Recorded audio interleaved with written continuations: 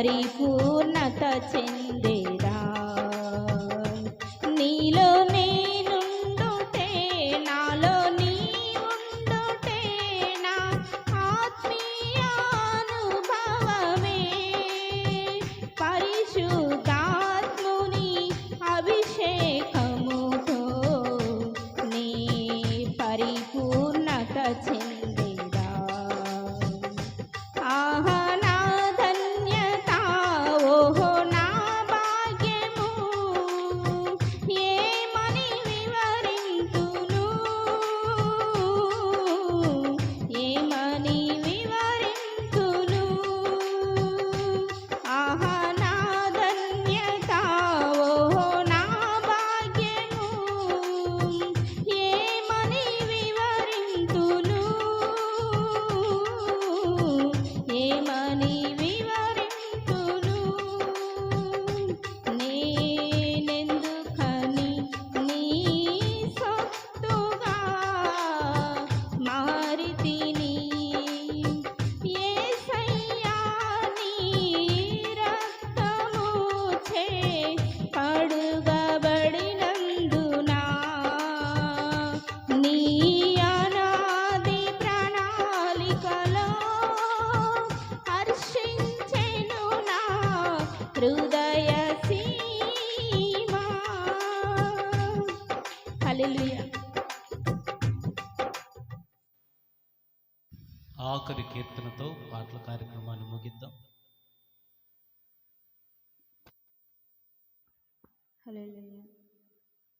ఆనందం నీలోనే, ఆధారం నీవేగా, ఆశ్రయం నీలోనే నా యేసయ్యా,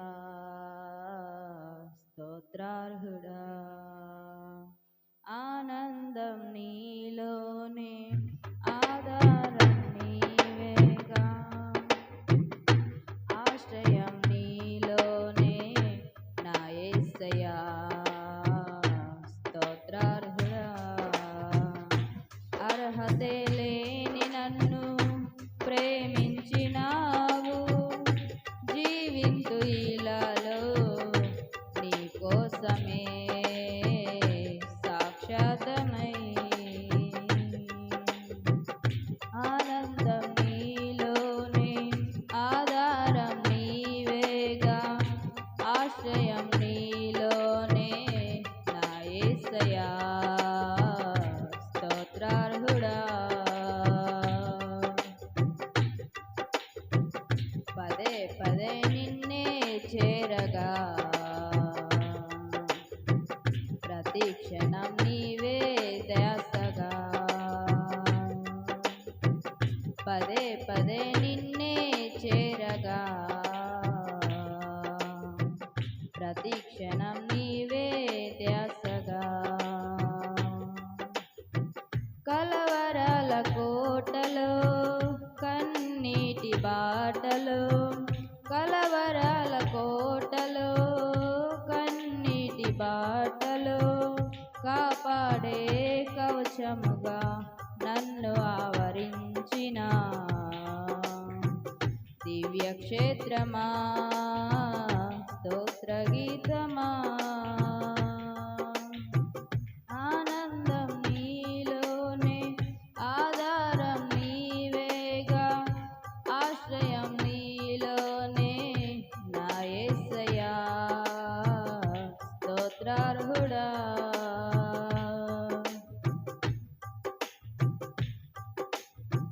నిరంతరం నీవే వెలుగని,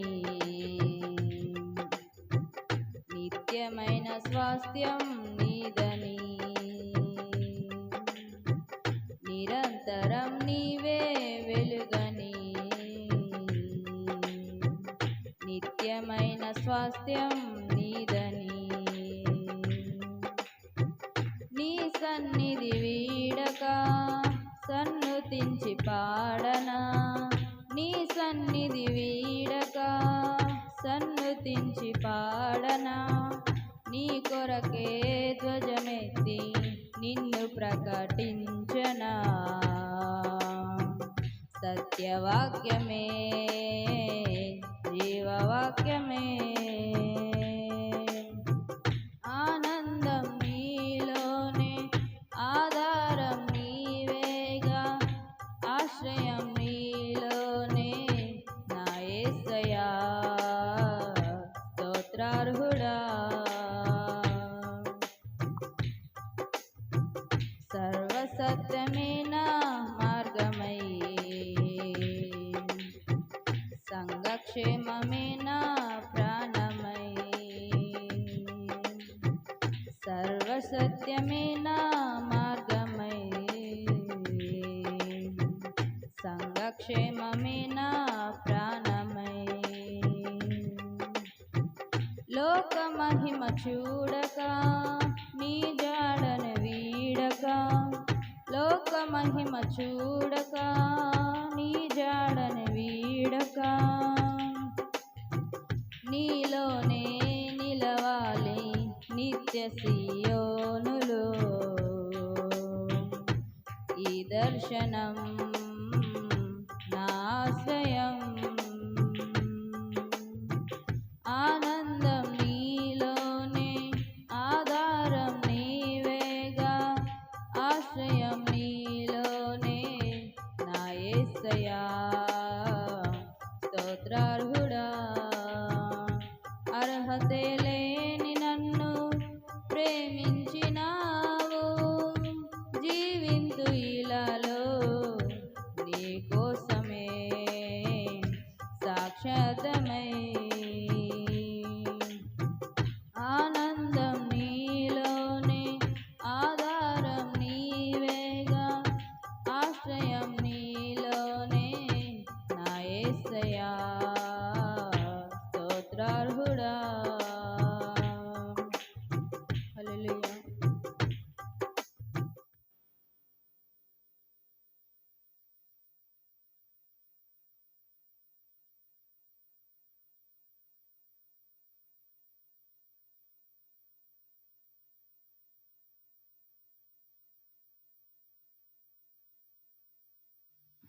దేవునికి స్తోత్రం. దయచేసి కళ్ళు ముద్దాం, ప్రార్థన చేసుకొని దేవుని వాక్యంలోనికి వెళదాం. కూడి వచ్చిన వారంతా దేవానికి స్తోత్రాలు స్తోత్రాలు స్తోత్రాలు స్తోత్రాలు. ఇంతవరకు కీర్తనల ద్వారా మహిమ పొందినటువంటి ప్రభువునికి స్తోత్రాలు స్తోత్రాలు స్తోత్రాలు స్తోత్రాలు. అత్యున్నతమైన మీ నామానికి కృతజ్ఞతా స్తోత్రాలయ్యా. సర్వశక్తిమంతుడు వగు మా ప్రభునికి వందనాలు. ఇలాగన మీ నామాన్ని స్తుతించడానికి పూట మీరు మాపై చూపిన కృప కొరకు స్తోత్రాలు, కృప కొరకు స్తోత్రాలు, కృప కొరకు స్తోత్రం, మీ జాలి కొరకు స్తోత్రం, మీ దయ కొరకై నీకు స్తోత్రాలు స్తోత్రాలు స్తోత్రాలయ్యా.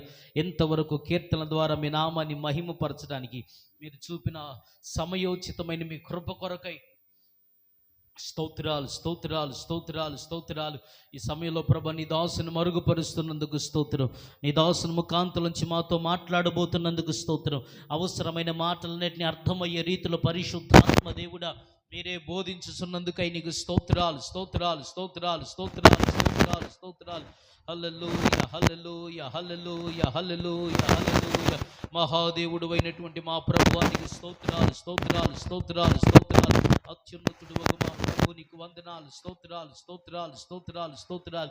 ప్రేమ కలిగిన మా తండ్రి, పరిశుద్ధుడు అయినటువంటి మా ప్రభునికి స్తోత్రం. అది పరిశుద్ధమైన సర్వశక్తి కలిగిన సర్వోన్నతమైన మీ నామాన్ని బట్టి కృతజ్ఞతతో నిన్ను స్తుతిస్తున్నాం ప్రభు. ఇంతవరకు కీర్తనల ద్వారా మీ నామాన్ని మహిమపరచడానికి సహాయం చేశారందుకొరకు స్తోత్రం. ఈ సమయంలో కొద్ది నిమిషాలు ఈ లేఖనాలు నీ సహాయాన్ని మేము కోరుతున్నాం. దర్శించండి, నీ కృపతో జ్ఞాపకం చేసుకునండి. ప్రతి అక్షరం వెనక దాగిన ఆత్మ ప్రత్యక్షత ఏంటో ప్రభు మేము గ్రహించినట్లుగా ప్రభు మా హృదయాంతరంగాలను తెరవమని మీ సముఖంలో స్తుతిస్తున్నా. కృపతో జ్ఞాపకం చేసుకునండి. విలువైనటువంటి నీ మాటలు విని అర్థం చేసుకోవటానికి మా పైకి నీ కృప పంపించమని యేసు పరిశుద్ధమైన జీవం గల నామంలో స్తుతించి ప్రార్థన చేస్తున్నాము పరమ తండ్రి, ఆమేన్.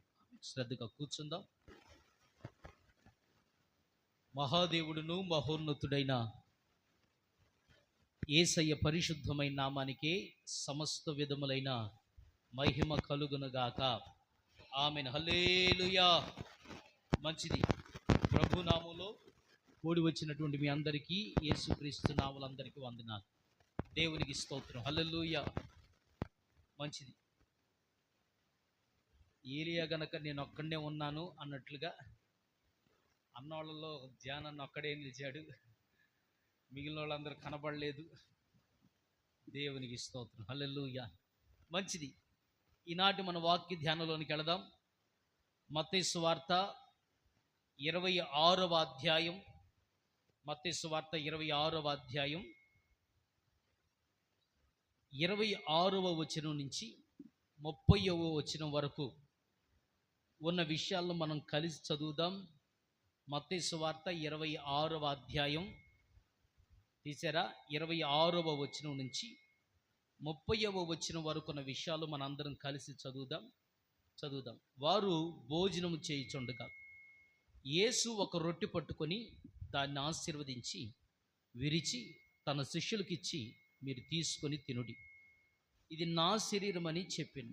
మరియు ఆయన గిన్నె పట్టుకొని కృతజ్ఞతాస్తుతులు చెల్లించి వారికిచ్చి, దీనిలోనిది మీరందరూ త్రాగుడి, ఇది నా రక్తము, అనగా పాప క్షమాపణ నిమిత్తము అనేకుల కొరకు చిందించబడుతున్న నిబంధన రక్తము.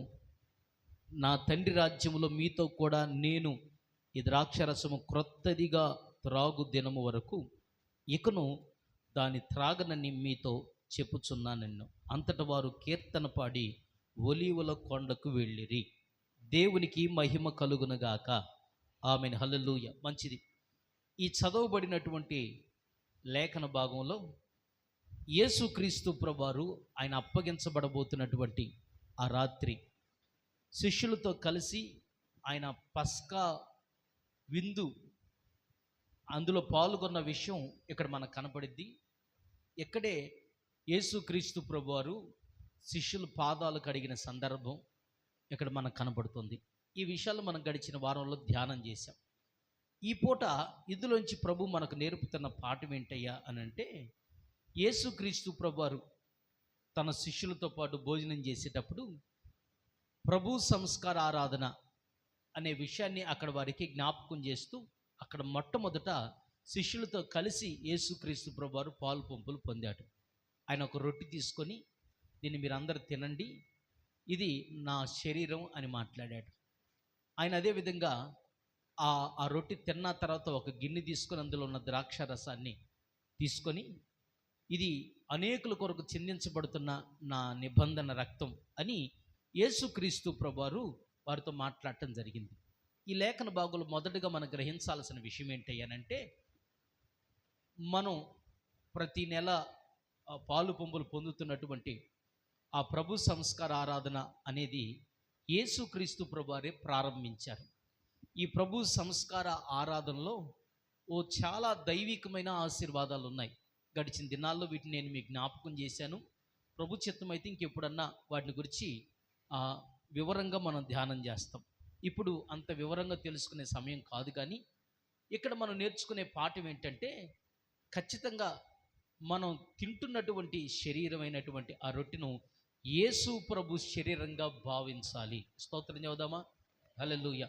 మనం త్రాగుతున్నటువంటి ఆ ద్రాక్షరసం ఏదైతే ఉందో అది ప్రార్థన పూర్వకంగా తాగుతున్నాం. అది యేసుక్రీస్తు ప్రభువారు మనం ఆయన బిడ్డలు మగునట్లుగా, ఆయన మనకు దేవుడై ఉండినట్లుగా, మన మధ్యలో ఉన్న పాపాన్ని కొట్టివేసి ఇక మనం దేవుని కొరకు, దేవుడు మన కొరకు అన్నట్లుగా చేసిన నిబంధనకు గుర్తుగా మనము ఆ ద్రాక్ష రసాన్ని యేసయ్య రక్తంగా మనందరం భావించాలి. వాక్యంలో రాయబడిన మాట ఏంటంటే, ఎవరైతే వివేచన లేకుండా ప్రభు శరీరమని, ప్రభు రక్తమని వివేచించకుండా త్రాగుతారో వారికి శిక్షావిధి కలగటానికి ఆ పని చేస్తున్నారని బైబిల్లో రాస్తుంది. కొంతమంది అయోగ్యంగా ఏముందలే అన్నట్లుగా అది ప్రభు శరీరమని గ్రహించరు, ప్రభు రక్తమని గ్రహించకుండా అలాగనే సరైన సిద్ధపాటు లేకుండా అందులో పాలు పంపులు పొందుతారు. అది భక్తి జీవితానికి, మన ఆరోగ్య పరిస్థితి కూడా అది చాలా నష్టం కలుగు చేస్తుందని నేను మీకు జ్ఞాపకం చేస్తున్నాను. అంత మాత్రమే కాదు, ఈ చదవబడిన లేఖన భాగంలో యేసు ప్రభు ఇలాగ అన్నాడు. ఏమన్నాడంటే, నేను మరలా తండ్రి రాజ్యంలో మీతో పాటు నేను కలుసుకునేంత వరకు, మీతో పాటు మరలా నేను క్రొత్తదిగా ఈ ద్రాక్షారసం తాగేంత వరకు ఇక నేను ఇలాగా ఈ ద్రాక్షారసం ఇక త్రాగను అని యేసు ప్రభు శిష్యులతో మాట్లాడిన సందర్భం మనకు కనబడింది. మీరు జాగ్రత్త వినండి, ఒకసారి స్తోత్రం చెప్పండి. హల్లెలూయా. ఇక్కడ ద్రాక్షారసం అనేటువంటి మాట అనేకులు కొంచెం వ్యంగ్యంగా దీన్ని మాట్లాడుతూ ఉంటారు. సాధారణంగా ఆ, మద్యం ఉండిద్ది కదా, మద్యం, వైన్, దీన్ని రెండు రకాలుగా ఉన్నాయి. ఒకటి క్రొత్త ద్రాక్ష రసం, రెండోది పాత ద్రాక్ష రసం. నా మాట మీకు అర్థమవుతుంది. క్రొత్త ద్రాక్ష రసం ఒకటి, రెండోది పాత ద్రాక్ష రసం. అంటే చాలామంది అంటారు, కొంతమంది మాట్లాడే మాట, యేసుక్రీస్తు ప్రభు వారు కూడా మద్యం సేవించాడు అని కొంతమంది బుర్రా బుద్ధి లేని వ్యక్తులు కొంతమంది మాట్లాడుతూ ఉంటారు. అర్థమైందా? కొంతమంది యేసు ప్రభు గిట్టనోళ్ళు, యేసుక్రీస్తు ప్రభు వారు శిష్యులతో కలిసి ఆ, ఆయన చేశాడే, ఆ ప్రభు వల్ల సంస్కారం ఉంది, అందులో ఆయన కూడా మందు వేసుకున్నాడు అని కొంతమంది వక్రీకరణ చేసేవాళ్ళు మాట్లాడుతూ ఉంటారు. నేను ఈ విషయాన్ని మీకు ఎందుకు చెప్తూ ఉన్నానంటే, ఎవరైనా ఈ విషయాన్ని గురించి మీతో మాట్లాడితే వాళ్ళ నోర్లు మీరు మూయించాలి. దేవునికి స్తోత్రం, హల్లెలూయా. కొన్ని చోట్ల ద్రాక్ష రసాన్ని వైన్ అని కూడా మాట్లాడటం జరిగింది. సరే, ఏదేమైనా ఇక్కడ మీకు కొంచెం తేడా మనం గమనిస్తాం. అదేంటంటే యేసు ప్రభు ఇలాగ అన్నాడు, క్రొత్తదిగా అన్నాడు. ఏంది? ఈ ద్రాక్షరసం క్రొత్తదిగా తాగు వరకు అని మాట్లాడాడు. అంటే క్రొత్త ద్రాక్షారసం అంటే జ్యూస్. ఏంటిది? జ్యూస్. ద్రాక్షరసం మనం తీస్తాం కదా, జ్యూస్. అది మాత్రమే యేసు ప్రభు శిష్యులు అక్కడ దాగింది. కానీ పాత ద్రాక్షరసం ఉండిద్ది. ఈ ద్రాక్షరసాన్నే తీసిన తర్వాత కొన్ని సంవత్సరాల పాటు వాటిని మురగబెడతారు. అర్థమైంది? కొన్ని సంవత్సరాల పాటు ఆ ద్రాక్ష రసాన్ని మురగబెడతారు. అప్పుడు ఏమైంది అంటే అది మొత్తు పదార్థం కలిగేటట్లుగా చేసిద్ది. తర్వాత అది మద్యంగా మారిద్ది. నా మాట మీకు అర్థమైందా? కొత్త ద్రాక్ష రసమేమో జ్యూస్ మాత్రమే, దాని రసం మాత్రమే. అయితే పాత ద్రాక్ష రసం అయితే అది మద్యంగా భావించబడిద్ది. ఇప్పుడు మీరు అర్థం చేసుకున్నారని నేను అనుకుంటున్నాను. యేసు ప్రభు తన శిష్యులు సేవించింది ద్రాక్షారసాన్న, మద్యాన్న? ద్రాక్షారసం. కాబట్టి ఎవరైనా మాట్లాడితే మీరు చెప్పాల్సిన విషయం అది. దేవునికి స్తోత్రం చెప్పండి, హల్లెలూయా. ఇది మొదటి మాట. రెండో విషయాన్ని మనం చదువుదాం. మత్తయి సువార్త. ఈ మాట చదివే ముందు మీ ఇంకో మాట జ్ఞాపకం చేస్తా. నేను ముందు మీకు చెప్పినట్లుగా కొంతమంది విపరీత బుద్ధి కలిగిన వాళ్ళు వాక్యాన్ని వక్రీకరించి మద్యం తాగొచ్చు, బైబిల్లో మందు తాగకూడదని ఎక్కడుంది అనేవాళ్ళు కొంతమంది లేకపోలేదు. ఇంకా కొన్ని సందర్భాల్లో కొంతమంది ఇలాగ మాట్లాడుతూ ఉంటారు. ఒకానొక సందర్భంలో పౌలు గారు తిమోతితో మాట్లాడతాడు. తిమోతి, ఎప్పుడు నీళ్ళే తాక్క, మంచినీళ్ళే తాక్క, నీకున్న జబ్బును బట్టి కాస్త ద్రాక్షరసం కూడా తీసుకో అనే మాట ఉంది. ఈ విషయాలన్నీ గమనించి తర్వాత ఇంకా కొంతమంది మాట్లాడతారు. కానా అనే విందు జరిగింది కదా, కానా ఊరిలో. ఆ విందులో కూడా ఏం రసం పోసారు? చెప్పరే, ద్రాక్ష రసం పోసారు. ఈ విషయాలన్నీ మనసులో పెట్టుకున్నటువంటి కొంతమంది విపరీత బుద్ధి కలిగిన వాళ్ళు అసలు యేసు ప్రభు లేకపోతే దేవుని వాక్యం మద్యం తాగొద్దని ఎక్కడ చెప్పలేదు. అసలు యేసుక్రీస్తు ప్రభువారే ప్రార్థన చేసి మద్యం తయారు చేశాడు. అక్కడ 6 బాణాల నిండా ద్రాక్షరసంగా మార్చాడు నీళ్ళని.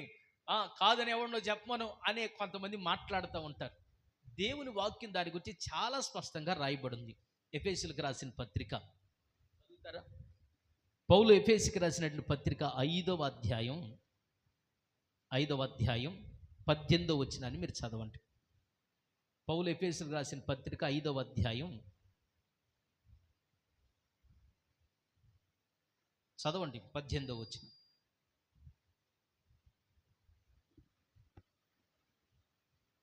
దొరికిందా లేదు మీకు? చదవండి.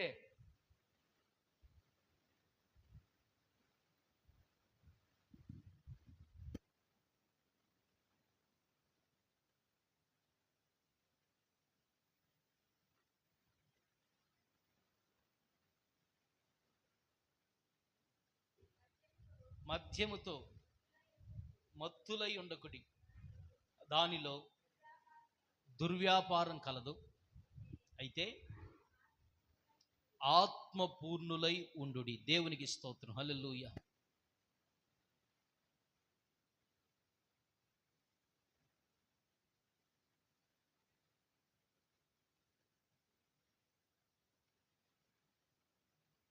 దేవునికి స్తోత్రం. హల్లెలూయా.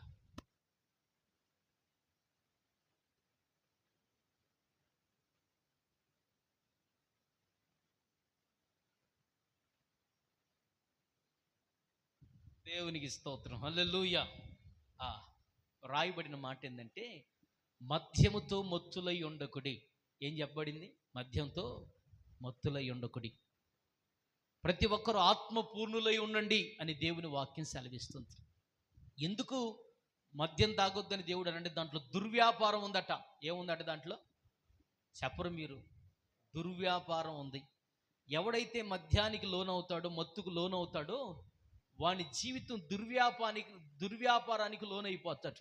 ఈ రోజున అనేకులు మద్యానికి బానిసలయ్యి వాళ్ళ దేహంతో చెడ్డ వ్యాపారం చేస్తున్నారు. ఏం చేస్తున్నారు? చెడ్డ వ్యాపారం చేస్తున్నారు. ఈనాడు అనేకమైన అత్యాచారాలకు కారణం మద్యపు మత్తు. ఏంటంటే మద్యపు మత్తు. దాన్ని తాగిన తర్వాత వాడికి విపరీత బుద్ధి కలిగింది. ఆ కలిగిన తర్వాత ఏం చేద్దామని వాడు ఆలోచన చేస్తాడు. ఇలాంటి క్రమంలోనే అత్యాచారాలు జరుగుతున్నాయి. ఈ మద్యపు మత్తులోనే గొడవలు జరుగుతున్నాయి. ఈ మద్యపు మత్తులోనే అనేకులు ఆత్మహత్యలు చేసుకుంటున్నారు. ఈ మద్యపు మత్తులోనే దొంగతనాలు జరుగుతున్నాయి. ఈ మద్యపు మత్తులోనే మనిషి చంపేస్తూ ఉన్నాడు. ఇలాగా బైబిల్లో రాయబడిన మాట ఏంటంటే ఎవరైతే మద్యపు మత్తులోనికి బానిస అయిపోతాడో వానికి విచక్షణ జ్ఞానం ఉండదు. ఆ తాగిన మత్తులు ఏదో ఒకటి చేయడానికి ప్రయత్నం చేస్తాడు. వాక్యం చెబుతుంది మద్యంతో మీరు మత్తులై ఉండొద్దు. ఎందుకనంటే దాంట్లో ఏముందండి? చెడ్డ వ్యాపారం ఉంది. ఆ మద్యపు మత్తులోనే వ్యభిచారాలు జరుగుతున్నాయి, పాపాలు జరుగుతున్నాయి. కాబట్టి దేవుని ప్రజల వాక్యం చెబుతుంది మద్యంతో మత్తులై ఉండకూడదని దేవుని వాక్యం చాలా స్పష్టంగా తెలియజేస్తుంది. కాబట్టి ఈ మాట ద్వారా మనం నేర్చుకునే పాఠం ఏంటంటే యేసు ప్రభు కానీ శిష్యులు కానీ సంఘం కానీ సేవించేది మద్యం కాదు, ద్రాక్షరసం మాత్రమే.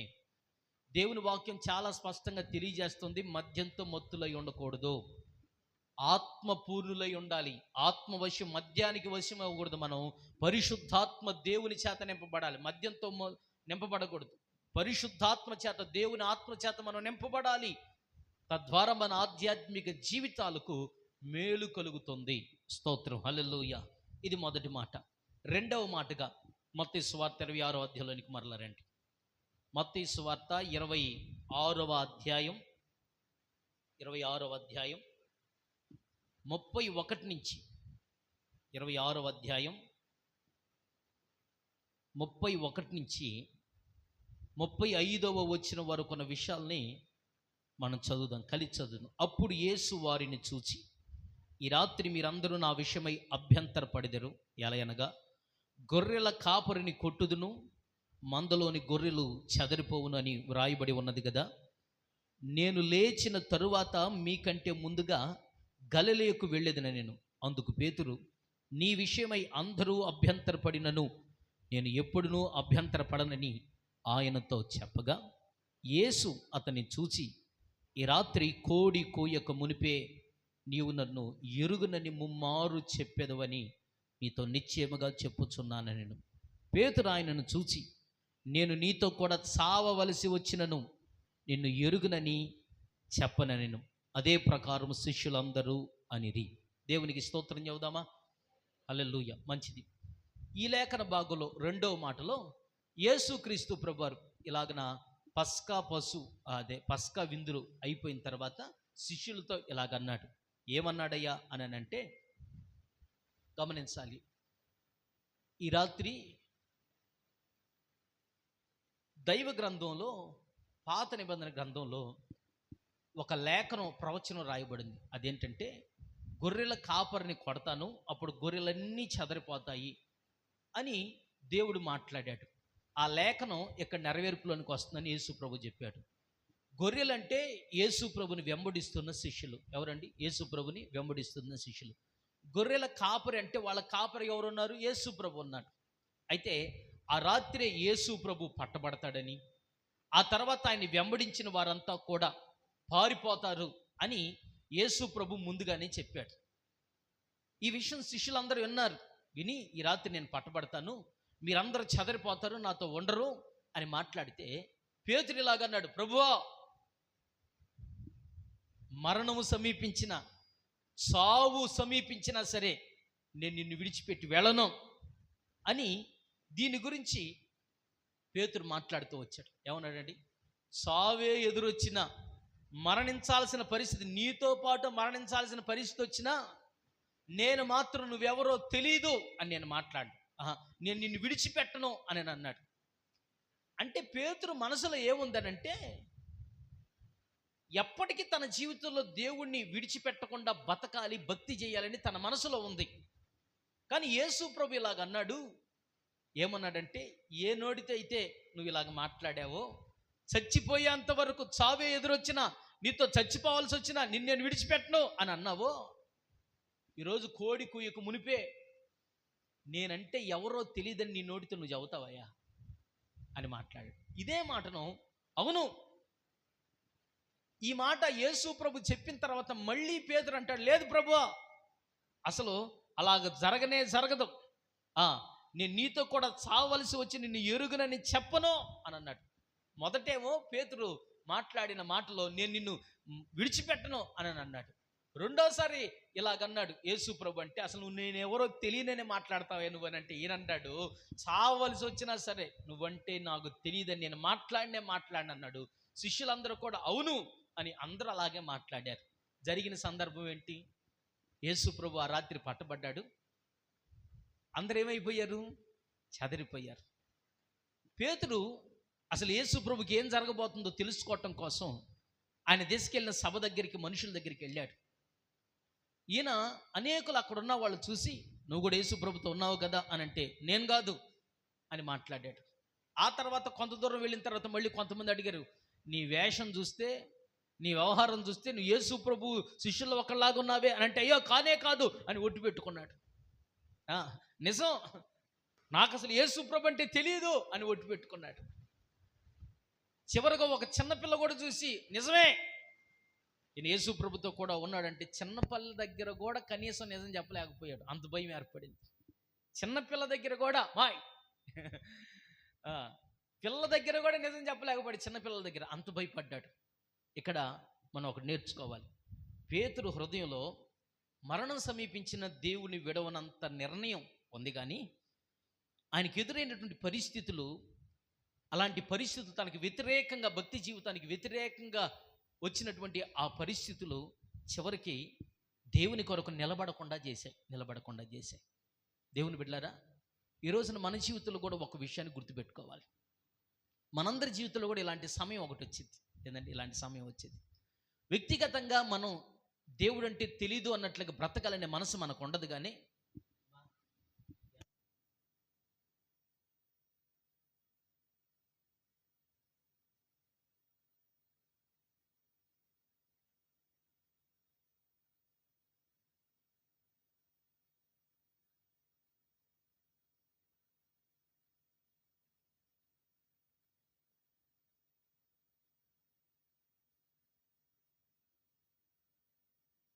దేవునికి స్తోత్రం, హల్లెలూయా.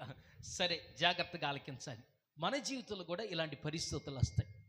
యేసు ప్రభుతో వెంబడించినట్లుగా అన్ని సందర్భాల్లో ఇప్పుడున్నట్లుగా మనం భక్తి చేయడానికి పరిస్థితులు అనుకూలంగా ఉండవు. కొన్ని పరిస్థితుల్లో మనుషులకు భయపడి మనం దేవుడు అంటే ఎవరో తెలియదు అనే పరిస్థితులు కూడా వస్తాయి. దేవుని ప్రజలారా, వస్తాయి.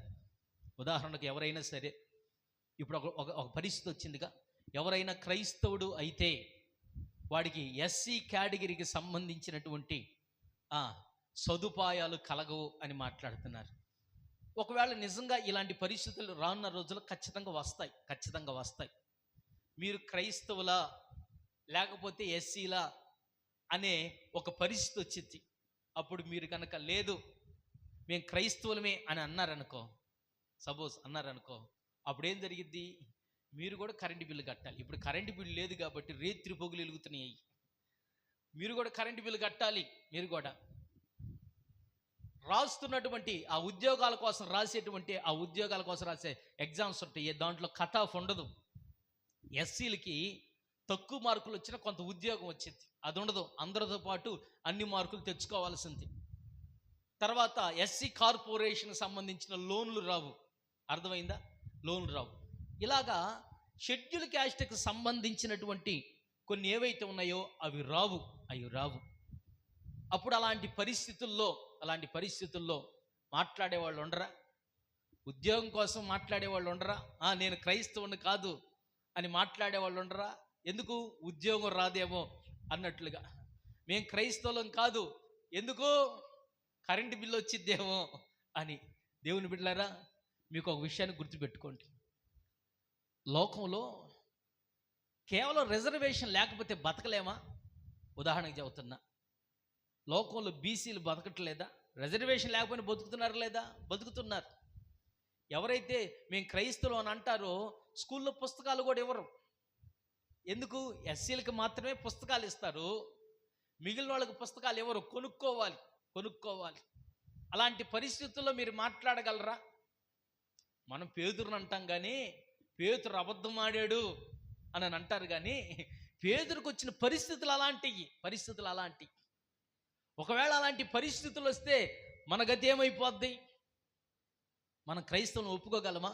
యేసు ప్రభు అన్నాడు, నా కోసం చచ్చిపోవడం తర్వాత సంగతి, కానీ అసలు నేనెవరో తెలియనని కోడి కుయ్యకు మునిపే 3 సార్లు మాట్లాడతావు అని మాట్లాడాడు కదా. ఒకవేళ అలాంటి పరిస్థితులు వస్తే, అవును నేను ఆయన్ని ఆరాధించే వ్యక్తినే, ఆయన్ని సేవించే వ్యక్తినే అని నువ్వు మాట్లాడగలవా? ఏముందిలే పాస్టర్ గారు, ఆ పరిస్థితిని బట్టి మాట్లాడతాం, కానీ ఆ తర్వాత ఆయన మనసులో మేము అనుకోకుండా ఉంటాం, ప్రభువా ఎలాంటి పరిస్థితుల్లో మేము క్రైస్తవులు కాదన్నాము నీకు తెలుసు కదా ప్రభువా అని తర్వాత ప్రార్థన చేద్దాంలే అని కొంతమంది అనుకునేవాళ్ళు లేరంటారా? ఉంటారు. యేసు ప్రభు ఇలాగ అన్నాడు, మీరు మనుషుల మధ్యన నా నామాన్ని ఒప్పుకోకపోతే, మనము ఆయనే మన దేవుడని మనం అధికారులు ఎదుట మనుషుల దగ్గర ఒప్పుకోకపోతే, ఆయన మహా మహిమతో దేవదూతలతో కూడా వచ్చినప్పుడు ఆయన మనల్ని ఒప్పుకోడట. ఏంటంటే ఆయన మనల్ని ఒప్పుకోడట. కొంతమంది మీరు ప్రభువు నమ్ముకున్న తర్వాత ప్రార్థన పోయే వాళ్ళ ముఖాలు చూడగానే అర్థమైపోతాయి. వాళ్ళ నుదుటి బొట్టు ఉండదు, కాళ్ళ చేతులకి వ్యవహారాలు హడావిడి ఉండదు. చూడంగానే మీరు ఎక్కడికి పోతే, ఏంది మీరు మతం మారారా, మీరు ప్రభువు నమ్ముకున్నారా అని మాట్లాడితే ఎక్కడ చిన్న చూపు అయ్యిద్దేమో అనేటువంటి ఒక ఆలోచనతో కొంతమంది మేము దేవుని ప్రజలమి అని చెప్పడానికి వాళ్ళు ఇష్టపడరు. అరే, మనుషుల మధ్యలోనే నువ్వు ఒప్పుకోకపోతే దేవుని దూతల ఎదుట నువ్వు ఆయన బిడ్డవని ఆయన ఎలాగ ఒప్పుకొని నేను పరలోక రాజ్యానికి చేర్చుకుంటాడు? ఓ సంఘంలో ఓ తల్లిగారు ఉంది. వారి కుటుంబం, అమ్మా ఇటువేనండి, వారి కుటుంబం అన్ని జిల్లా కుటుంబంలోంచి వారు రక్షించబడ్డారు. ఎన్నో సంవత్సరాలుగా దేవుని మందిరానికి వచ్చేది, దేవుని ఆరాధించేది. అయితే ఆమెకు ఒక పరిస్థితి ఉంది. అదేంటంటే, ఆమె రోజు చర్చికి వచ్చేటప్పుడు ఆ చర్చి బయట, గోడ బయట ఆమె నుదుడు పెట్టుకున్న బొట్టు బిళ్ళ ఉండిద్ది, స్టిక్కర్, అది గోడకు అంటించి వెళ్ళిపోయింది, చర్చిలోకి వెళ్ళిద్ది. మళ్ళీ లోపలికి వచ్చి ప్రార్థన అయిపోయిన తర్వాత వెళ్ళేటప్పుడు మళ్ళీ ఆ స్టిక్కర్ మళ్ళీ తగిలించుకొని వెళ్ళిద్ది. ఇక్కడ ఒక ఆలోచన ఏంటయ్యానంటే, ఆ మనసులో సమాజంలోకి వెళ్ళినప్పుడు ఆమె క్రైస్తవురాలు అని చెప్పుకోవడానికి ఆమె ఇష్టపడలా. చాలా కాలం క్రిందటం మన సంఘానికి కూడా వచ్చే ఒక తల్లి, ఆమె చర్చికి వచ్చేటప్పుడు చాలా సాదాసీదాగా వచ్చేసేది. కానీ ఎప్పుడైనా సరే ఆమె ఏదైనా ఊరి ప్రయాణం గడితే ఆమెను చూస్తే మనం గుర్తుపట్టలేం, మన సంఘ విశ్వాస కాదా అన్నటువంటి ఒక అనుమానం వచ్చింది. కారణం ఏంటి? ఆ నుదుటిని బొట్టు, అర్థమైందా, చేతులు గాజులు, అన్నీ ఏమేమి తగిలించుకోవాలో అన్నీ, తల్లో పూలు అన్నీ పెట్టుకునేది. ఇక్కడ నేను ఒక మాట చెప్తాను, అదేంటంటే యేసు ప్రభువుని నమ్ముకుంటే ఇవన్నీ తీసేయమని బైబిల్ ఎక్కడా చెప్పలేదు. అర్థమవుతుంది మీకు? యేసు ప్రభు నమ్ముకుంటే నువ్వు బొట్టు తీసేయాలి, నువ్వు గాజులు తీసేయాలి, కాళ్ళకున్న మెట్లు తీసేయాలి అని దేవుని వాక్యం ఎక్కడ రూల్ లేదు. అర్థమైందా? రూల్ లేదు. అట్లాగని అవి అవసరం లేదు. నా మాట మీకు అర్థమైందా? రూల్ లేదు. నువ్వు ఖచ్చితంగా యేసు ప్రభు నమ్ముకుంటే అవన్నీ తీస్తేనే నువ్వు దేవుని బిడ్డవని రూల్ లేదు. అలాగని అవి ఉండాల్సిన అవసరత కూడా లేదు. మీరు చరిత్రలో గనక అసలు ఇవన్నీ ఎక్కడి నుంచి వచ్చాయి? ఈ పువ్వులు, ఈ బొట్టు, ఈ గాజులన్నీ ఎక్కడి నుంచి వచ్చి వారి చరిత్ర ఏంటి మీకు తెలుసుకుంటే అర్థమైంది. బొట్టు ఎందుకు పెట్టుకోవాలి, అది నుడితిని ఎందుకు పెట్టాలి, గాజులు ఎందుకు వేసుకోవాలి, ఇట్లాంటివన్నీ సనాతన ధర్మంలో అవి ఆ దేవీ దేవతలకు సంబంధించిన పూజా సంబంధమైన విషయాలు అయ్యి. అర్థమైందా? మీరు అలంకారం కోసమో లేకపోతే మీ ఇంట్లో ఉన్న భర్త కోసమో పెట్టుకుంటే తప్పేం లేదు. నా మాట మీకు అర్థమైందా? మీ ఇంట్లో మీ భర్త అవి లేకపోతే మిమ్మల్ని అంగీకరించట్లేదు అనుకో, అమ్మాయి నేను అట్లా చూడలేకపోతున్నాను అనుకో, నీ భర్త కోసం నువ్వు పెట్టుకోవచ్చు, దాంట్లో తప్పు లేదు. అర్థమైందా? అయితే సోకు కోసం పెట్టుకోవాల్సిన అక్కరేం లేదు. హలో, దేవునికి స్తోత్రం. హల్లెలూయా. అర్థమైందా? సోకు కోసం పెట్టుకోవాల్సిన అక్కరేం లేదు. ఎందుకంటే యేసు ప్రభు దేవుని వాక్యం మనకు ఒక మాట చెబుతుంది. జడలల్లుకోవటం, అర్థమైందా, విలువైనటువంటి బంగారు ఆభరణాలు, ఇలాంటివన్నీ వెలుపటి అలంకరణ, ఏంటంటే బయటికి కనపడే అలంకరణ, అవేమి మీకు అక్కర్లేదు. మీ అవయవాలన్నీ సుందరమైనవేను, అయితే సాధువైన మృదువైన ఆ అక్షయ అలంకారం ఉందే, అది మీ హృదయానికి అలంకారంగా ఉండిద్ది. అంటే లోబడే స్వభావం, ఒకళ్ళని ఒక మాట నోరు తెరిచి అనకుండా, అర్థమైందా, ఒకళ్ళని మన మాట చేత గాయపరచుకుంటే సాధు స్వభావం ఉండిద్దే, ఎన్నన్నా కానీ తుడుచుకొని పోయే స్వభావం ఉందే, అదట నిజమైన అలంకరణ. స్తోత్రం చేద్దాము. హల్లెలూయా. క్రైస్తవుడు కలిగి ఉండవలసింది అది. వెలుపటి అలంకరణ అంత అవసరం లేదు అని దేవుని వాక్యం చాలా స్పష్టంగా తెలియజేస్తూ ఉంది. అలంకరణ కోసం ధరించుకోకూడదు, కానీ నా మాట మీకు అర్థమైందా, కానీ నీ ఇంట్లో వాళ్ళ కోసం అవసరమైతే నువ్వు వాటిని కంటిన్యూ చేయొచ్చు, తప్పేమీ లేదు. నా మాట మీకు అర్థమైందా? తప్పేం లేదు. అట్టని చెప్పి గంగిరెద్దుల్లాగా తయారవు మాకంటే. కొంతమంది వాళ్ళ పరిస్థితులు చాలా దారుణంగా ఉంటాయి, చాలా దారుణంగా ఉంటాయి. నేను అవన్నీ చెబితే బాగుండదు.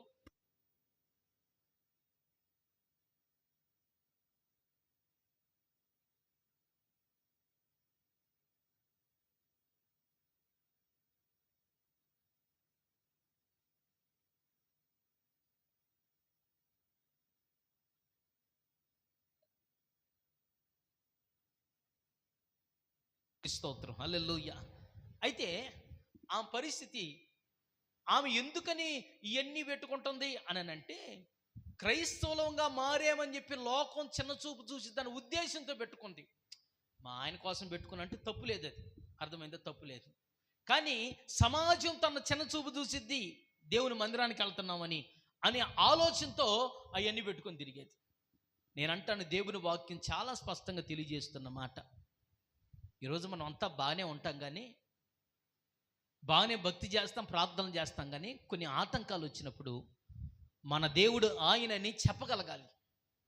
కేవలం మన నోటితో కాదు, మన బ్రతుకుతో ద్వారా కూడా చెప్పగలిగిన ధైర్యం వీళ్ళు మనకు కలిగి ఉండాలి. పేతురులాగా ఒక ఇబ్బంది వచ్చినప్పుడు అసలు యేసు ప్రభు ఎవరో మాకు తెలీదు అన్నట్లుగా పరిస్థితులు, అలాంటి పరిస్థితుల్లోనికి వెళ్ళమాకండి. అలాంటి పరిస్థితులు వస్తాయి. అలాంటి పరిస్థితులు ఏమవుతాయండి? వస్తాయి. కానీ ఆయన ఎవరో ఎరుగుము అన్నట్లుగా మాట్లాడబాకండి. అలాగ మాట్లాడితే, అలాగ మీ జీవితాల్లో మీరు ఒప్పుకుంటే, యేసు ప్రభు తన దూతలతో వచ్చినప్పుడు నువ్వు ఆయన బిడ్డవని నిన్ను ఒప్పుకోడు, ఆయన రాజ్యానికి నిన్ను చేర్చుకోడు. కాబట్టి రాజుల ఎదుట, అధికారుల ఎదుట, ప్రధానుల ఎదుట ఆయనే మన దేవుడని, ఆయనే మన విమోచకుడని మనం ఒప్పుకొందుముగాక. ఆమేన్. హల్లెలూయా. అర్థమైందా? మనం ఒప్పుకోవాలి. అవసరమైతే ఒప్పుకోవాల్సిన పరిస్థితి వచ్చిన సందర్భంలో నిలబడాలి. షద్రకు మేషకు అబేద్నెగోలు దేవుని ప్రజలరా, వారు చేస్తున్నటువంటి ఉద్యోగం రాజుగారి దగ్గర, అన్ని జనుల దగ్గర చేస్తున్నారు, వారికి తగినట్లుగా బతుకుతున్నారు. ఎప్పుడైతే వాళ్ళ భక్తి జీవితాలకే ఆటంకం కలిగిందో ఆ రోజు మాట్లాడారు, రాజా వీటన్నిటి గురించి నీకు సమాధానం చెప్పాల్సిన అక్కర్లేదు, మేము జీవంగల దేవుని ఆరాధించే వాళ్ళం అని వాళ్ళకున్న నిరీక్షణ గురించి వాళ్ళు చెప్పడం జరిగింది.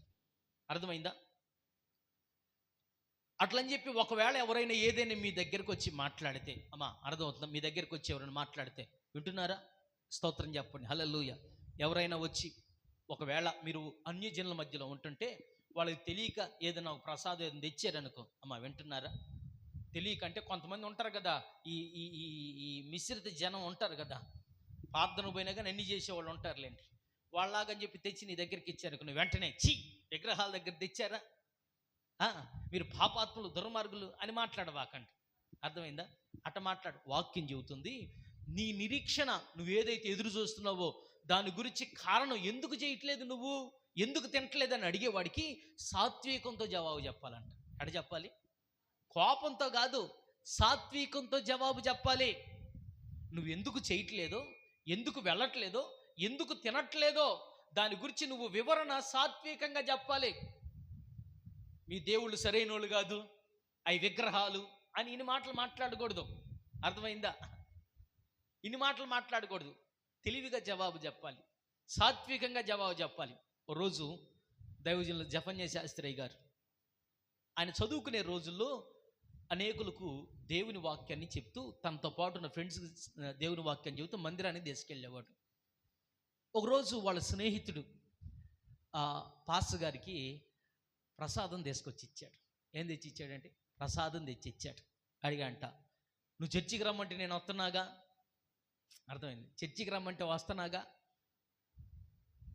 మీరు ఆడబెట్టింది మేము తింటున్నాగా, మరి మీరెందుకు తినరు అని అడిగాడట. ఈయనకేం అర్థం కాలేదంట, వాడికి ఎలాగ చెప్పాలో అర్థం కాలేదట.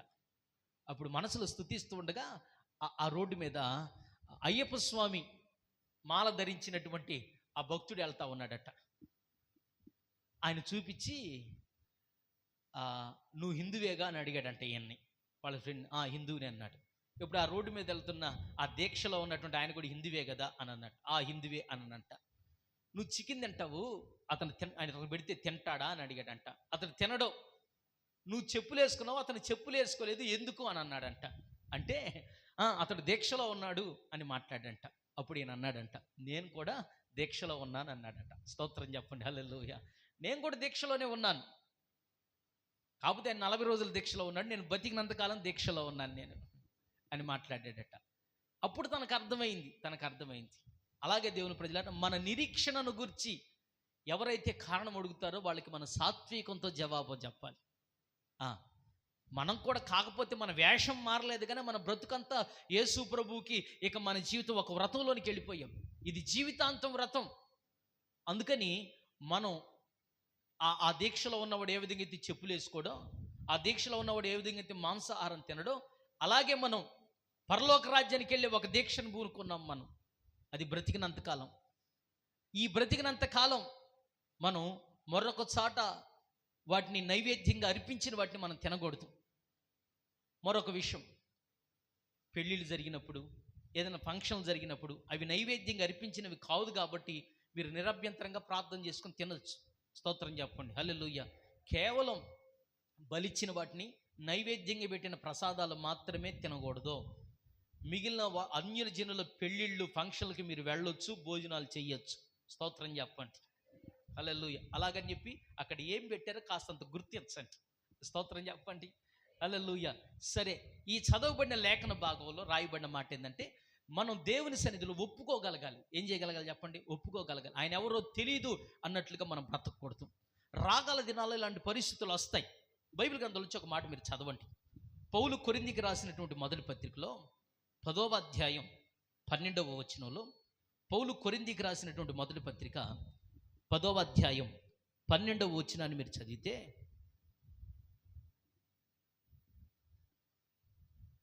పది 12 కొత్త నిబంధనలో 152వ పేజీ, 10-12. తాను నిలుచుచున్నానని తలంచుకొనువాడు పడకుండునట్లు జాగ్రత్తగా చూచుకొనవలెను. దేవునికి స్తోత్రం చెప్పండి, హల్లెలూయా. ఇక్కడ పౌలు గారు కొరింథీ సంఘానికి చెబుతూ అలాగన్నాడు, తాను నిలబడ్డానని ఎవడైతే తలంచుకుంటున్నాడో వాడు పడిపోకుండా జాగ్రత్తగా చూసుకోవాలట. ప్రేమైన దేవుని ప్రజలారా, అనేకులు పడిపోయే పరిస్థితులు రాబోతున్నాయి. వారి విశ్వాసం నుంచి, వారి భక్తి జీవితంలో నుంచి పడిపోయే పరిస్థితులు దాపురిస్తాయి. మనం పేతురంతటోడే కొన్ని సందర్భాల్లో యేసు ప్రభు అంటే నాకు తెలియదని మాట్లాడాడు కదా, కావాలని కాదు, పరిస్థితులు అలాగ దాపురించాయి. కానీ అలాగ మాట్లాడకుండా ఉండాల్సింది పేతురు. నిలబడితే దేవుడు సహాయం చేసేవాడు, కానీ భయపడ్డాడు. కానీ ఎప్పుడైతే మేడగదిలో పరిశుద్ధాత్మ దేవుని పొందుకున్నాడో, పరిశుద్ధాత్ముడు తన మీదకి వచ్చాడో అక్కడ నిలబడి మొట్టమొదటి ప్రసంగం చేసింది కూడా పేతురే. స్తోత్రం చెప్పండి, హల్లెలూయా. 3 సార్లు దేవుడు అంటే ఎవరో తెలియక భయపడి పిల్లల దగ్గర కూడా భయపడిన పేతురు ఎప్పుడైతే పైనుండి దిగి వచ్చిన పరిశుద్ధాత్మ దేవుని పొందుకున్నాడో అప్పుడు వేల మంది మధ్యలో, లక్షల మంది మధ్యలో నిలబడి ఆయన మాట్లాడుతూ వచ్చాడు.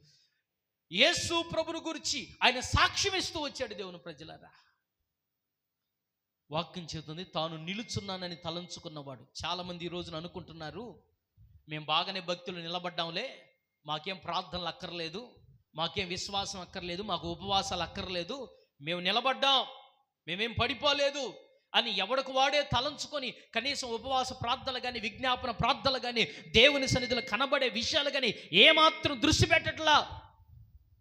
నువ్వు ఎంతటి వాడైనా సరే పడిపోయే రోజు ఒకటి వచ్చింది. దావీదు పడిపోయినట్లుగా పడిపోయే రోజు ఒకటి వచ్చింది. హవ్వమ్మ పడిపోయినట్లుగా పడిపోయే ఒక రోజు వచ్చింది. శాంసన్ పడిపోయినట్లుగా పడిపోయే ఒక రోజు వచ్చింది. నువ్వు నిలుచుతున్నానని చెప్పి జాగ్రత్త లేకుండా ఉన్నావా, ఏదో ఒక సందర్భంలో డమాలను పడిపోతావు. నువ్వు అకస్మాత్తుగా పడిపోతావు, ఇక నువ్వు లెగవలేవు. భక్తులు పడితే లేచారేమో, దావీదు పడితే లెగవలేదా అని ఒకవేళ నువ్వు మాట్లాడతావేమో. లేచాడు. ఎప్పటికి లేచాడు? కడుపును పెట్టిన బిడ్డలు తను విరోధులైపోయిన తర్వాత, కాళ్ళకు చెప్పులు లేకుండా దేశాల మీద పడి అడవిలో పడి పారిపోయిన తర్వాత, సింహాసనం వదిలిపోయిన తర్వాత, తినటానికి రోజులు చాలా కష్టంగా గడిచిన పరిస్థితుల్లో వాక్యం చెబుతుంది, తాను నిలుచున్నానని అనుకున్నవాడు పడిపోకుండా జాగ్రత్త పడాలి. జీవితంలో అప్పుల్లో పడిపోయినా, అర్థమైందా, రోగాల్లో పడిపోయినా, ఇబ్బందుల్లో పడిపోయిన తిరిగి లేవచ్చు, కానీ ఆధ్యాత్మిక జీవితంలో పడిపోయిన వాడు తిరిగి లేకోలేడండి, తిరిగి లేకోలేడు. కాబట్టి జీవితంలో, భక్తి జీవితంలో పడిపోకుండా జాగ్రత్తగా చూసుకోండి. చాలామంది కాస్తంత అప్పు అయితే ఏ ప్రాంతానికి పోదాం, 4 రూపాయలు సంపాదించుకొని వద్దాం అని ఆలోచన చేస్తున్నారు, కానీ మన భక్తి జీవితాలు పడిపోతున్నాయి, మన జీవితాలు నాశనానికి వెళుతున్నాయి. మరి దాన్ని ఏ విధంగా లేపుకునే మార్గం చేద్దామని ఆలోచన లేదు.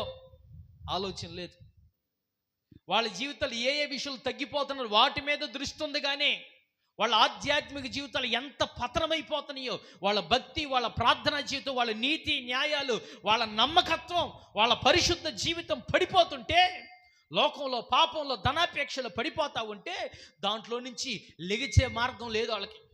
అసలు పడిపోతామనే ఆలోచన వాళ్ళకి లేదు. వాళ్ళు అనుకుంటారు మేము గట్టిగా నిలబడ్డాం అని అనుకుంటున్న. వాక్యం చెబుతుంది, తాను నిలబడ్డానని అనుకున్న వాడు పడిపోకుండా జాగ్రత్తగా చూసుకోవాలి. బైబిల్లో ఉన్న భక్తుల కంటే మనం గొప్పవాళ్ళం అంటండి. ప్రతి క్షణం, ప్రతిరోజు మన జీవితంలో ఎక్కడ పడిపోతామని గ్రహించుకున్న వారమే దేవుని ప్రజలారా. ప్రభువా, ప్రతిరోజు దేవునికి ప్రార్థన చేయాలి. ప్రభా, పడిపోకుండా నాకు సహాయం చేయి. దురాశలో పడకూడదు ప్రభా, ధనాపేక్షలు పడిపోకూడదు ప్రభా, లోకంలో, పాపంలో, లోక సంబంధమైన ఆశలు నేను పడిపోకుండా, నా కుటుంబం పడిపోకుండా నిలవబెట్టయ్యని జాగ్రత్త చూసుకోవాలి. వీళ్ళతో మాట్లాడితే పడిపోతామేమో, ఇటువైపు చూస్తే మనం పడిపోతామేమో, అక్కడికి వెళితే మనం పడిపోతామేమో, ఇది చేస్తే మనం పడిపోతామేమో అనేటువంటి ఒక జాగ్రత్త ఉండాలి. ఈనాడు అనేకులకు ఆ సోయి లేదు. నిలబడ్డామని అనుకుంటున్నారు, తీరా పడిపోయిన తర్వాత ఇక లేకపోతాను. ఇంక పడిపోయాంగా, ఈ బురదలోనే బుర్లుదాం. ఏంది, పడిపోయాంగా ఈ బురదలోనే బుర్లుదాం. ఏదో మనసు బాగలేక ఒక సిగరెట్ తాగేసాము, ఇంకా ప్యాకెట్లు తాగుదాం. ఏదో మనసు, హృదయం సరిగా లేక కాస్తంత సరదా కోసం అని చెప్పి ఒక సీరియల్కి అలవాటు పడ్డాము, ఇంక నిండా మునిగితే సరిలేదు అని పడిందంటే బొర్లాడమాకండి. కొంతమంది నిరాశలు పడిపోతారు. ఇలాగ కొంతమంది వాళ్ళ జీవితంలో ఏదో బలహీనతలు పడిపోయాం కదా అని అనుకొని అందులోనే ఉండిపోతున్నా కానీ లేచి రాలేకపోతూ ఉన్నారు. దేవుని ప్రజలారా, వాక్యం చెబుతుంది, పడిపోయిన నిన్ను లేపడానికి ఆయన సమర్థుడు. స్తోత్రం చెప్పండి. అలాగ నువ్వు పడిపోతే నిత్య నరకంలోనికి వెళ్ళిపోతావు. నువ్వు అలా కాదు, నీ జీవితంలో పడిపోకూడనట్లు జాగ్రత్తగా ఉండు. అలాంటి జాగ్రత్త నీకు ఎవరు కలుగు చేస్తారంటే, నిలబడటానికి నీ శక్తి చాలదు. నీకు ఎదురయ్యే సమస్యలు, శోధనలు ఇవి కాదు, ఎంతకంటే ఎక్కువ నీ ఎదురవ్వచ్చు. ప్రభు రాకడ సమయంలో అనేక శ్రమలు వస్తాయి, అందులో నువ్వు నిలబడాలి అని అంటే నీకున్న శక్తి, నీకున్న విశ్వాసం సరిపోదు. మనకు బలం చాలినప్పుడు ఏం చేయాలి? ఓ సెలైన్ పెట్టుకోవాలి. ఏందండి, మనం నీరసంగా ఉన్నప్పుడు ఓ సెలైన్ పెట్టుకోవాలి, అప్పుడు బలం వచ్చింది. ఆ రోజుల్లో నాకు అనారోగ్యంగా ఉన్న పరిస్థితులు, ఏదైనా సాయంత్రం పూట ఏదైనా కూడుకుందంటే ఉదయం పూట చాలా నీరసంగా ఉండేవాడిని, బీపీ 70 అటు పడిపోయేది అనమాట. ఇక సాయంత్రం కోట ఉందనంగా వీళ్ళు ఒక సెలైన్ పెట్టించుకొని వచ్చేవాడిని. ఇక మామూలుగా ఉండేది కాదు, ఉద్యోగం ఉండిపోయేది అనమాట. మళ్ళీ బలం వచ్చేది. అది ఉన్నంతసేపు, అది పని చేసినంతసేపు, ఆ కూడికని చెప్పు భలే బలం ఉండేది అనమాట. ఆరోగ్యవంతుల్లాగా ఉండేవాడిని. మళ్ళీ తర్వాత బాధ్యత. కానీ మనకు బలం ఇచ్చి ఆయన ఒక ఆయన ఉన్నాడు, ఆయనే పరిశుద్ధాత్మ దేవుడు. స్తోత్రం చెబుదామా? హల్లెలూయా. ఈ ఎదురవుతున్నటువంటి ఈ శోధనలు ఏదైతే ఉన్నాయో వాటిని జయించడానికి, దేవుని కొరకు నిలబడటానికి మన శక్తి బలం చాలదో, మనకు కావాల్సింది దేవుని శక్తి, దేవుని బలం కావాలి. అది పరిశుద్ధాత్మ ద్వారా మనకు అనుగ్రహించబడుతుంది. కాబట్టి దేవుని ప్రజలారా, ఈ రోజున దేవుని సన్నిధిలో మనం కూడా ప్రార్థన చేసుకోవాలి. ప్రభువా, నిలబడ్డాను నేను అనుకుంటున్నాను, కానీ పడిపోతున్నాను. ఒకవేళ పడిపోయే పరిస్థితులు వస్తాయి. ఏది జరిగినా పేతురులాగా పడిపోకుండా నన్ను నిలబెట్టయ్యా. పేతుర్ని దేవుని ఆత్మ ఎప్పుడైతే తాకాడో అప్పటి నుంచి పేతురు నిలబడ్డాడు. అలాగనే మనం కూడా నిలబడినట్లుగా దేవుని ఆత్మ సహాయాన్ని కోరుకుందాం, పరిశుద్ధాత్మ దేవుని సహాయాన్ని కోరుకుందాం. ఆ పరిశుద్ధాత్మ దేవుడు ఏం చేస్తాడంటే, నీలో సెలైన్ నింపబడితే అంటే బలం ఉండిద్ది, అంతకంటే గొప్ప బలం. ఇక నీకు ఏసు రక్తం, హల్లెలూయా, ఎక్కడ లేని బలం వచ్చేసిద్ది. ఎన్ని శ్రమలు వచ్చినా, ఏ విధంగా శరీరం నిన్ను లాగినా నువ్వు పడిపోవు, అలాగ నిలబడతావు. ఏం కావాలి చెప్పు? ఏ బలం కావాలి చెప్పండి? ఇప్పుడు ఆత్మ బలం కావాలి. శరీర బలం ఉంటే ఉపయోగం లేదు, కెంటా మనిషిని పడిపోతాడు, జాగ్రత్త. ఆత్మ బలం ఉండదు. నువ్వు సన్నగా ఉన్న ఇబ్బంది ఏమి లేదు, ఆత్మలో బలం పొందు. పరిశుద్ధాత్మ దేవుడు నీలోకి వస్తే అప్పుడు నువ్వు డబల్ మనిషి అవుతావు. దేవునికి స్తోత్రం, హల్లెలూయా. నీకంటే, లోకంలో ఉన్నవానికంటే నీలో ఉన్నవాడు బలవంతుడు. స్తోత్రం చెబుదామా? హల్లెలూయా. కాబట్టి ఆ బలవంతుడైన దేవుని బయట ఉంచొద్దు, ఆ బలవంతుడైన దేవుడు లోపలికి ఆహ్వానిద్దాం. దేవుడిని అడగండి ఈరోజు, పరిశుద్ధాత్మ దేవుడా, మరణించేంత వరకు, ప్రాణం పోయేంత వరకు, ఎన్ని ప్రతికూలమైన పరిస్థితులు వచ్చినా నేను, నా కుటుంబం నీ కొరకు నిలబడాలి అని దేవుని సన్నిధిలో ప్రార్థన చేసుకుందాం. అందరు మోకాళ్ళ మీదకి వద్దాం. దేవానికి స్తోత్రం. ఏదైనా మీరు మాతో మాట్లాడుతూ వచ్చిన ప్రతి మాట కొరకు నీకు స్తోత్రం, ప్రతి మాట కొరకు స్తోత్రం. దేవానికి వందనాలు. కనికరించమని దేవుని సన్నిధిలో ప్రార్థిద్దాం. ఈరోజున ప్రభు మనందరితో మాట్లాడుతూ వచ్చాడు. ప్రభు నీకు స్తోత్రం, స్తోత్రం, స్తోత్రం, స్తోత్రం, స్తోత్రం, స్తోత్రం. జీవం కలిగిన మీ నామాన్ని బట్టి ప్రార్థన చేస్తున్నాను తండ్రి, నీకు వందనాలు.